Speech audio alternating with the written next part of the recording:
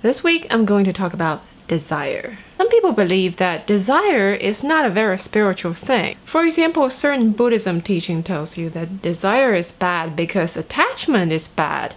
Attachment is the source of all suffering. So if you want to get enlightened, just don't be bothered by anything and get rid of all your desires. That way, you achieve ultimate freedom.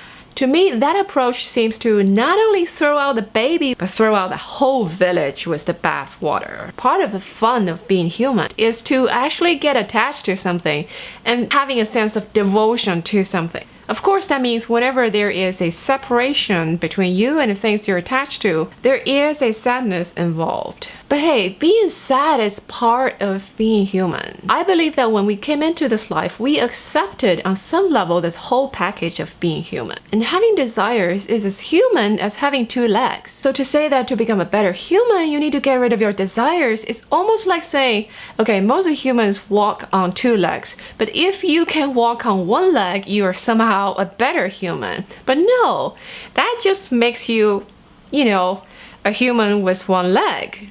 And also, if you try to get rid of your desires just for the sake of being spiritual, you will be actually missing the most important tool to navigate human life. Desire is actually a nature's gift. It's almost like hungers and fatigues are your body's way of telling you how to take care of your body. Desire is your soul's way to tell you which direction to go in your life. It's something instinctive and natural, something beyond your mind and thinking. When I'm hungry, it's not because I consciously think that, it's 7 o'clock in the evening.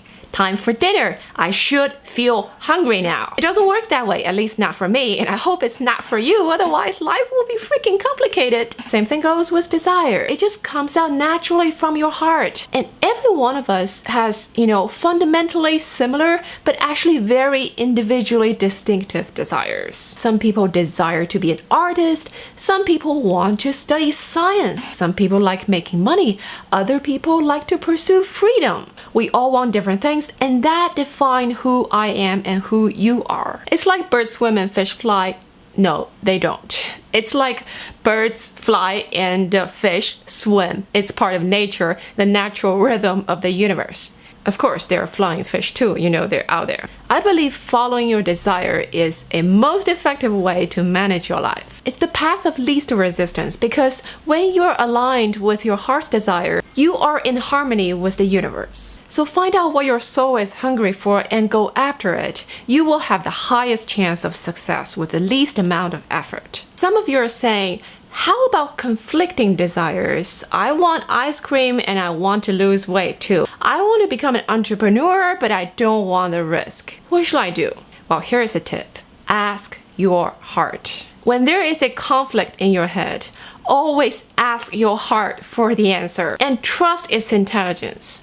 Because the alternative would be to write down on a notepad pros and cons of every potential decision. I used to do this a lot because I used to be a very rational person. I don't know about you, but what happened to me a lot was that I would write down 5 pros and 5 cons and I would stare at them and I still didn't know what to do because listing all the facts and rationales are not going to give you the wisdom to actually making the decision. Wisdom is something only your heart can give you. So a big part of letting your desire guide your life is to have good listening skills to your heart, to discern the message of your heart and differentiate it from the noises coming from the collective consciousness, your fear, your ego, and your socially conditioned beliefs. And that is the part that takes practice. At the end of the day, to desire is human.